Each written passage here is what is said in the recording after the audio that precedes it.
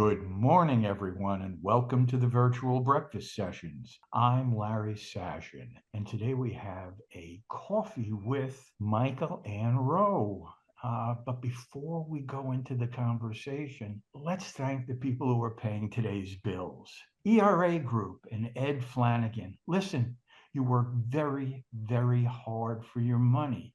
And if you're interested in all those acronyms, EBITDA, ROI, and return on your money, well, call the ERA Group. They will sift through your invoices and make sure that you're getting exactly what you pay for. Ed Flanagan, ERA Group, and now back to the show. Coffee with Michael and Rowe. Michael and Rowe, why don't you tell everybody who you are? Well, thought you'd ask. Thank you for having me. In a nutshell, an actress turned seafood educator. And I always look to my what better stage than mine to turn seafood into magic. After all, good kitchen should reek of drama, as I say, excellent stories. But the background really comes from being born in New Brunswick, Canada, a seaboard province, and then later on going to university in Nova Scotia. Seafood all around me, and there's a great need after I produce my Off the Beaten Palate production, food and travel series. I realized how much people do not know about seafood, even in a seaboard province. And so I stayed in that lane, and now we're still continuing with doing the seafood education. Highly important, not enough of it. I could ask you the question, which would get into a long conversation as well, about when was the last time you saw a seafood commercial after a football game. But Mhm. so this is why I do what I do. It's very important, and I'm here to answer the question: how do I cook seafood? And Okay. this is something that not just consumers need to know, but chefs as well. And how do I integrate that onto menus a whole lot more? Thank you. Fred, say hi to the folks. Good morning. I'm Fred Clashman, editor and publisher of Total Food Service. Looking forward to a great session. Once again, I'm Larry Sashin. So, I just told a story that 6 years ago I was at a food show with Fred, and I was talking to some seafood distributor, and he was telling me about this nasty rumor about lobsters leaving Maine and moving north of the border. And it set pictures of the late 60s, early 70s when draft dodgers went that way, and now the lobsters are following. But it was a funny little quip to me, but it's not funny. What is going on with seafood prices? Yeah. So, big demand, low supply is really the way you can sum it up. I've recently been, in conversations with fishermen on both sides of the border, Canada and Maine. Been working on a lobster book for some number of years now, and traveled from Portland to Newfoundland. Newfoundlanders are laughing because the lobsters are definitely moving, and that is a sign. Clearly, when the lobsters are landing in Newfoundland in record numbers, that the lobsters are moving. Now, some of the latest information out of Canada is that a little bit lower this year in Newfoundland and shifting to Quebec. So you might find your lobster, if you're a distributor listening in, you might find more lobster from the Quebec folks, but clearly low numbers landing at the docks from fishermen in Maine. And out of this comes it's clearly because of climate change. They are moving. Some people come up with some other excuses, but it seems to be clear that it's climate change in the way that they're moving. But one of the things I teach on the Lobster Masterclass is how much we depend, we meaning cross border. You're talking about cross border and the lobsters moving cross border. Well, Canada and the United States both depend on each other so much. So these tariffs are really, really not just for one person, it's really affecting the US as well. Canada, Nova Scotia is the leader for harvesting Homarus americanus, and New Brunswick is the leader in processing. What Canada and United States do, United States buys that hard shell premium lobster from Canada, and Canada buys the new shell lobster for processing. So this trade back and forth is really, really important. And you bet that the lobster industry is feeling it right now, and the seafood industry is absolutely feeling it. So it's not a rumor anymore. It's absolutely true. You're seeing it's very evident at the docks. So, what a great time for tariffs when restaurants are searching for new things, new flavors, new, something new to introduce to their people because of rising meat prices, rising everything prices. So back to what we spoke about the other day, you and I, how Mhm. does a restaurant integrate seafood, something that they're scared of? How do they integrate seafood into their menus? Sure, sure. I mean, there's number one, for me, to talk to chefs and consumers, let's talk about the health benefits. And it's really the underlying reason why I do what I do is to get more seafood on the plate is for health reasons. It's that healthy alternative protein that we have an abundance of, supporting, fisheries and all that kind of thing. But listen, I've listened to your podcast, the one on the Roy, restaurants from Boston and a few of them. And it seems to be the underlying messages. There's a couple of them. We need to think a little bit more clever about how we plate up the food, where you're having a white linen tablecloth service. They need to keep that experience alive, but they need to pull back on the quantity, if you will, because of those prices, but still have it land on the plate as an experience. So I want chefs to think outside the box and integrate seafood more often because it is the healthy alternative. So play on that, but also get creative. So one of the things I'm going to do on the Fish and Easter show this year is say, hey, why don't we come up with a Sunday seafood blitz? Why don't we bring sports into this? Why don't we come up with a special on Monday, Wednesday, and Sunday? The to-go service right now is high on the list, and a lot of people don't think about seafood to go, but there's a lot of innovative ways to get seafood to go. There's all kinds of recipes. You don't have to, this whole thing about seafood is expensive. When people go to the retail market and they look at that price per pound, you don't need the whole pound for yourself. So it's that perception, right? So it's like 4 ounces of seafood 2 times a week is what we want people to eat. So think about that in back of house, how you're plating up these dishes, portioning out, using the whole side of the salmon, if you will, getting creative with that. The tail belongs to this kind of a sandwich. The belly. I'm going to do what we call a seafood flight on the Fish and Easter show, and a seafood flight is really something exciting, like 2 to 3 ways on a platter. And I'm not using a lot of tuna. I'm probably using maybe half a pound of tuna and making it look like something that is built beautifully, presents beautifully. Happy hour is a perfect, opportunity for chefs to really bring in more seafood and get more seafood on the plate. Introducing, obviously, oysters are a great way, but also what's happening. I teach a lot of lobster master classes. I teach a lot of pro oyster tastings. Consumers are wanting experiences as well. So take advantage of that. Even though they might be chintzy on one end, on the retail side of things and buying things and being cautious of that, but they really do. People really want to have experiences. So maybe come up with a menu that caters to a group event. So it's like game day. We're gonna put out all these various different flights. We're gonna come up with these different sliders. We're going to give you a pro tasting oyster experience on Wednesday nights. So these kinds of ways to integrate seafood. Just think outside the box. Have a discussion with your team. Get your team to ask questions. I know that was something that resonated on some of these podcasts that you've done. Really good information. Listening to those teams and having them start asking questions when they do the to go. They can absolutely suggest the special for tomorrow. Why not? Maybe even give them a recipe. Come on in, we're going to do a demonstration. All those to go, anything that goes out the door, you have an opportunity to put a little recipe card or a little call to action, if you will, about something that's happening, an event that might be coming up at a restaurant.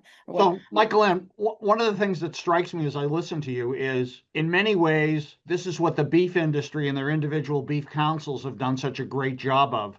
Absolutely. What you've done is you're talking about the beefification of seafood, in which we take a salmon and rather than just looking at it as a piece of salmon, we figure out how to turn it into a burger and into a Lighter. taco and into a whatever. So, Yeah. so talk a little bit about, as you educate the marketplace, what that needs to look like, and how do you involve your Cisco, US Foods, Baldor distributor community to help you learn how to Mhm. accomplish that? Yeah, well, I love one of my partners is going to be Chef's Warehouse, and they are absolutely great at bringing chefs into their test kitchen and teaching them about products and how to use the product. And seafood is a big one for them. And so, I've taken chefs to farms and fisheries as well. A lot of distributors can do this, create an event where you're actually taking the chefs to the source of the food, telling those stories, having that story, that backbone. When I produce my off the beaten palate production, going to the fisheries and then coming back and sharing that story, having those experiences most people will never experience. Time and time again, what we're hearing is that when an oyster shucker goes to an oyster farm, when a chef goes to a salmon farm or a trout farm, world of difference, world of difference. So these kinds of experiences and education for the chefs is vitally important, and they will in turn take that, and it's going to be on the plate. It's absolutely going to be, and they're going to share it with their staff. And the staff has a conversation, I'm not buying a piece of halibut if you are listing off menu items at a restaurant when I'm going. But if you tell me a story behind that halibut, where it came from, when it was caught, or even like make it up, I don't care.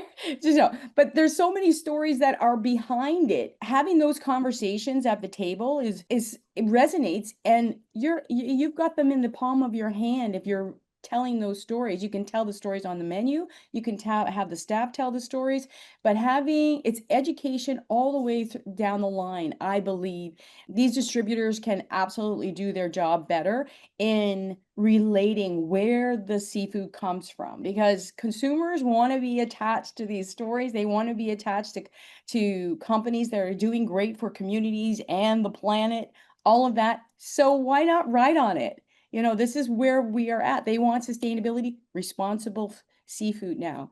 So they have a lot of opportunity to help these chefs get this seafood on the plate by educating. And I suspect that's going to resonate with the staff in the restaurant as well, who are at the table looking to build the customer relationship and looking, et cetera. Yeah, and to your point, Fred, the beefification, I love that, beefification of the seafood. Yes, the dairy industry has done a great job at marketing, and that's a big problem with the seafood industry. They're not dumping enough money into marketing seafood. Again, when was the last time you saw a seafood commercial? And so I'm thinking I have to do my own commercials here. Coming up with the Sunday Seafood Blitz, or I see pizza. Let's get this going. Let's make this happen. When was the last time you heard a PSA about the alternative protein? So, government's not investing in it enough. Certainly, Seafood Nutrition Partner is really doing a great job at sharing that messaging. I'm an ambassador with them, and that's just all about seafood education, getting seafood on the plate 2 times a week, at least. It's interesting that the buzz right now is really about the new CEO at Red Lobster and the impact that he's had on that business. Why don't you talk a little bit about what your perception is of what's going on with that, and what the rest of the industry can learn by what he's brought into that business? Yeah, I'm not quite up to snuff on that, but I did read a headline about it. I think places like Red Lobster, obviously they've taken the ride and they know how to adjust. I think they've got great deals going on with fishermen. And again, for them, think outside the box, tell the story more. I would love to do a lobster master classes with Red Lobster, to bring in those experiences of what I'm talking about. Why not? And take it, level it up, instead of just being okay. We're going to do the crab special and the lobster special. I wish that they would, for them, I wish they would bring in more experiences around that. Like even what I was talking about off the top with what answering Larry's question about lobsters passing the border. When I tell the story about the exchange between Canada and the US on the lobster, mouths drop. because Maine has done such a great job at marketing, talking about marketing again. Maine has done such a great job on Maine lobster. And it wasn't until about 15 years ago, maybe now, that we have the Lobster Council of Canada finally saying, hey, we're over here. We're the ones supplying you with all this premium hard shell lobster. But just telling those stories about where, the difference between a hard shell lobster and a new shell lobster, and this season right now is new shell lobster. Those are fun stories that Red Lobster can play with. And again, And a month ago, we had a whole story about the orange lobsters that appeared in Connecticut, et cetera. yeah, That always yeah, the orange lobster, the blue lobster, the right. albino lobster. Those are really fun stories to share. When I'm breaking down a lobster, shucking a lobster, I show people a little trick that I do with the claws. And as a matter of fact, Doc's Oyster Bar here in New York, I've literally given the staff cheat sheets. And this is something that Red Lobster should do. Have this conversation at the table. Hey, did you get a male or did you get a female? Hey, do you know the difference between the two claws, the pincer claw and the crusher claw, and what they do? Like, this is fun stuff and engaging for the customers to go, hey, we just had a really fun chat with our waiter at the table, and we bought another lobster so we could see the male because we got a female, and what you do with that female when you get that pot of gold inside. I call it the pot of gold, the roe inside of the lobster. Again, this is something that chefs can ride on and have their staff talk about. And I've had their staff at Doc's come up to me and say, Michael Ann, thank you so much for the cheat sheets. They were really so helpful. Same with oysters. I've given them, staff meetings. I've sat there and talked to them about a new oyster from Newfoundland that never used to grow in Newfoundland. It's like, hey, you now have a story because there never used to be oysters to be able to grow in Newfoundland. So it's like the first oyster from Newfoundland. Let's ride on this wave, right? So yeah, I get kind of excited about it. Lobsters, there's so many things and ways that, for Red Lobster to have their staff engaged in this way and have those cheat sheets so that they can go and see it, I'm gonna ask them, did you get a male or a female? Do you here's how you're gonna get really into all of those little swimmerette legs and eat every bit of the lobster. All kinds of fun things that they can integrate. So the other question I have is, we've got two of the issues in restaurants this year obviously have been lack of staff and food cost. So one of my questions is, I see big changes in how U.S. chefs are cooking.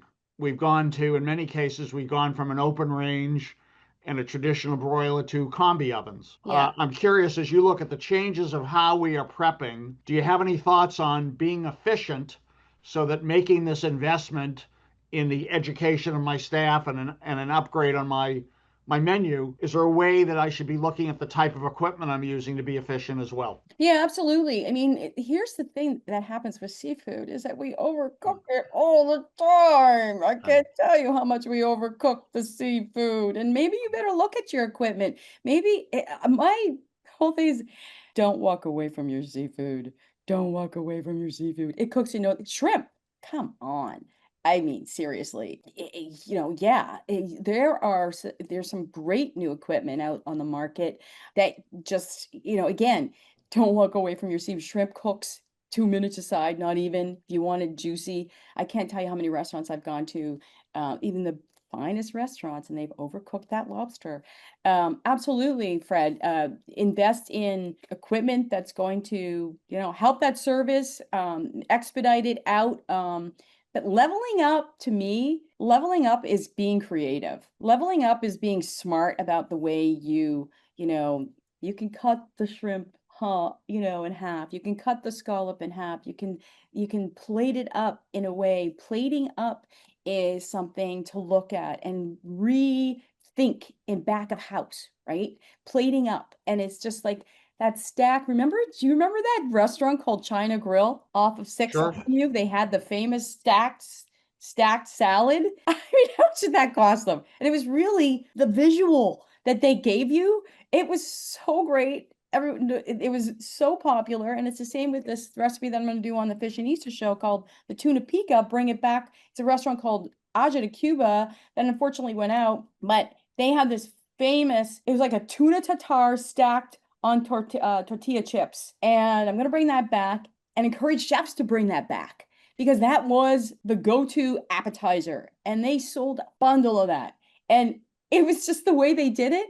I'm sure they only used maybe a quarter of a pound, not even a quarter of a pound of tuna. So you just replating, thinking about replating, thinking about how we can visually, we eat with our eyes first. What can we learn from the from the omakase and sushi business? Why is that so wildly popular, so wildly successful?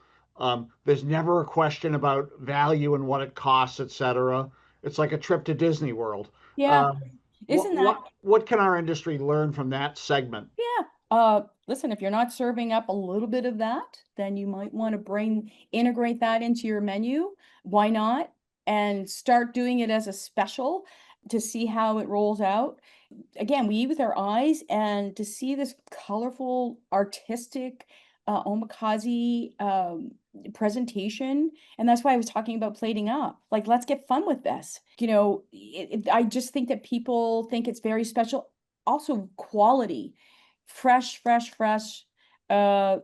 seafood. It looks absolutely beautiful, pristine, and fresh. And hey, it melts in your mouth if they are using, and they most of them do use quality seafood to present an omakase experience. So why not play with that and play up on it? It's like, Kale has the 15 minutes of fame. Let's use the omakase. Dry aged fish right now is having its 15 minutes of fame as well. Chefs are playing with that way of preservation and saying, hey, I had dry aged fish last night. That was really, really cool. I had a swordfish tomahawk steak.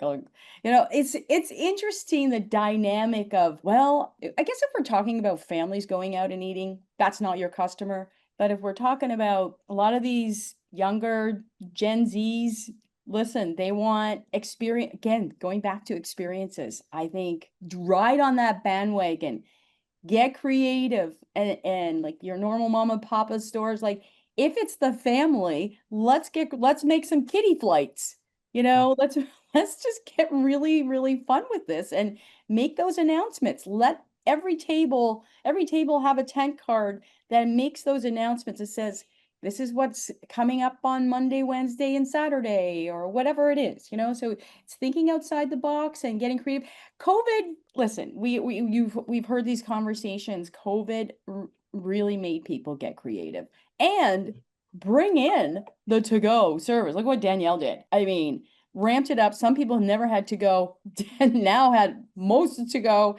And it helped them tremendously. It made people think outside the box. So here we are again with tariffs, with inflation. Let's just do, it's embrace it, invest in it. I think the bottom line is going to change. You'll see your bottom line. What about any programs that you've seen in the K through 12 school scenario or in the college and university scenario where there are food service operators using seafood to tell stories and to teach? Yeah, slowly. Yeah. Slowly. This is happening in schools. I think people like Aramark are coming up with some K-12 programmings in schools, like really concerned about, meals for kids.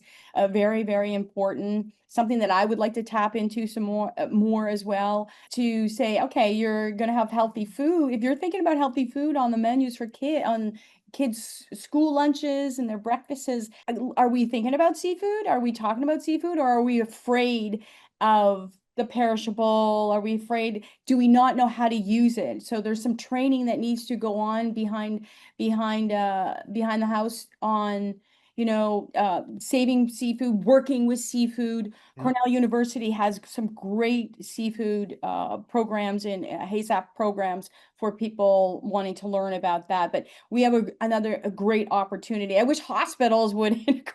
You think of all places, right? You think when people are sick, they give them like this, like, oh, you don't even look at the food. But very important for kids to be getting seafood on the plate at an early age for heart and brain health, obviously, Got it. Okay. It's interesting. We're talking about how to introduce things and how to bring seafood into the menus. Went to a restaurant this Sunday for brunch, La Provençale in Mamaroneck, and they had lobster on the menu. But it's not lobster in the shell. Uh-huh. They took the lobster and they had 3 different dishes on their menu: lobster linguine, lobster salad, and lobster bisque. So they used that same lobster They sure 3 did. different ways. My wife had the lobster salad. It was 1/2 of one tail and plus a half a claw in the Okay. salad with avocado. The presentation was gorgeous. 2 of the 4 people on the table had it. They loved it and both paid $30 for that. Oh, wow. That's a good. $30. Lobster linguine, chunks of lobster on a Nice. pile of linguine in lobster bisque type sauce. And lo and behold, the lobster bisque type sauce is being served as a soup. So it all goes back to the creativity that we were talking about before. Absolutely. I want to go there now. Okay, you should. Let me know when you're going, I'll call them. It all goes back to the people who are serving. Yeah. Does the chef have the creativity to take what they consider a luxurious, expensive item and turn it into something that people will order readily? Okay, Yeah. that's number 1. Number 2, does your wait staff say, "Oh, we have a lobster salad," and go on? The waiter, our waitress Yeah. gave us a presentation of this lobster salad that was just wonderful. Drew us a beautiful painting of this, and lo and behold, 2 out of 4 people bought it. Okay. Wow. That's So, great. But Larry, I think there's a very different issue there. And the issue is, am I in the what's called the LTO business, in which I'm doing a special, and Mhm. how do I get a staff nimble enough to be able to rally behind that special versus the traditional snapper, halibut, cod, et cetera, that I'm selling all year? And I think okay. that's a big part of that question. In this case, it just happened that the bisque and the linguine Yep. were always on the menu. Okay. Okay. They added the lobster salad as a brunch special. So, Nice. it's the education, the Yeah. people who run that restaurant, Love it. constant training. It shows. And I think it's incumbent on the distributor who walks in the door every week to come in armed with those ideas as well. I think they I have to be agree. part of the solution and the strategy. I agree. Yeah. So, when it all boils down to it, it comes to the 3 things that we talk about all the time: innovation, training, and follow through. And you've got to stop selling food and start painting pictures. Mm-hmm. It's Yes, what has to absolutely. happen. Stop selling food and start painting pictures. Yeah. I disagree. You got to do both. And especially with Guy sitting here in the corner as well, you have to do That both. guy very quiet. Well, I mean, come on, you guys tell me, like, if a waiter comes to the table and they just run through the menu without any picture, what do you kind of looking at each other going, are you still undecided? Oh no, you go first and you order because I'm still undecided. That person did not sell you anything. They did, it's like again, there's so much they could share with with the Yep. lobster. It's in season right now. We've got the new shell, juicy, succulent lobster that's going on a salad. We offer it 3 ways. I mean, it just came in today. So, Michael, and the other piece is, it sounds to me like if we did a team meeting or a shift meeting before the shift, Oh and yeah. we sampled the 3 items Larry just talked about, I'll bet you there's a damn good chance that guy or gal's going to talk about it at the table. Oh yeah, and personalize it. Yep. Give it Yep. that, and my sister has a nice Italian restaurant in New Brunswick, Canada. I mean, these meetings are really important. And again, at Docs, they have their staff meeting. Yep. And it's so fun to just go and sit in on the meeting to just listen to the way that, and what the staff say, and they always put out the specials and the plates, some of the plates of what they're doing for service that day. And it does make a difference if you personalize it. I mean, it's up to you when you go to the table, but I would think that's if a good manager would like to like trail behind that, just to kind of have an ear on how that service, what they're saying at the table, really, really important. I mean, and the thing is too, the message to staff, I think the way my sister used to, I'm not going to get it right, but it's thinking of your section as your real estate and how you're selling your real estate that night. I mean, if you were to talk to your teams and say, well, okay, well, how did you notice? Like a perfect example is me leaving those cheat sheets and going, hey, you've got all this to talk about the lobster at the table, because they sell a lot of whole lobster at Doc's Oyster Bar.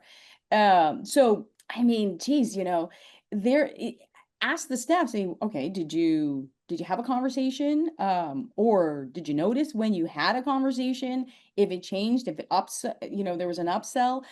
Now when as I teach pro tasting oysters, wow, now we have a really great opportunity to upsell on the wine, because we're having a lot of fun with an East Coast and a West Coast oyster. Not always the same. Yes, champagne, blanc to blanc all day long. But how about you try this with the West Coast oyster? How about you try this with the East Coast oyster? Because the tasting nuances are going to be the experience of just trying the two of them are going to be really, really fun. You're going to take them on an adventure. You're going to, they're going to have an experience, and they're going to be able to walk away from that. And when I can convert, I have my rate of converting people that think they don't like oysters is pretty darn high. And when I can convert them, they're just slam dunk. Okay. Time is our enemy, Oh and no. it's time. It's time. So once again, I want to thank Ed Flanagan and the ERA Group. Remember, it's not how much money you make, it's how much you save and get to keep. So if you want to keep that money, call Ed Flanagan and the ERA Group. Michael Ann, thank you. Thank you so much for coming here. What I'd like you to do in the brief amount of time we have left is give a short tidbit, some kind of piece of information that the people who are watching this should remember you by. Sure. Well, tune into the Fish and Easter Show launching this fall. I'm very excited about that. Seafood education, how to cook seafood. And what I like to say is, you don't need confidence to cook seafood. Cooking seafood gives you confidence, and don't walk away from your seafood. Okay. Fred. Thank you for a great session, great learning experience. And I think it goes back to what we've tried to do with the VBS, which is when you sell ideas, you create fun and you create unique customer experiences. So thank you. Yeah. And I just want to, I'm sorry. I just want to say the podcasts that you're doing are really, really good. I'm passing them on now. The sessions are really educational and so insightful. Okay. Thank you. Thank you. I know someone who's going to be invited back to do another show. So just, Okay. before we say goodbye, we're not going to be around next week. I'm taking my wife out to, lo and behold, eat lobsters. We're going on vacation, a lobster binge next week. Wow. So listen, everybody, we'll be back in 2 weeks. Hopefully you'll be here to watch us.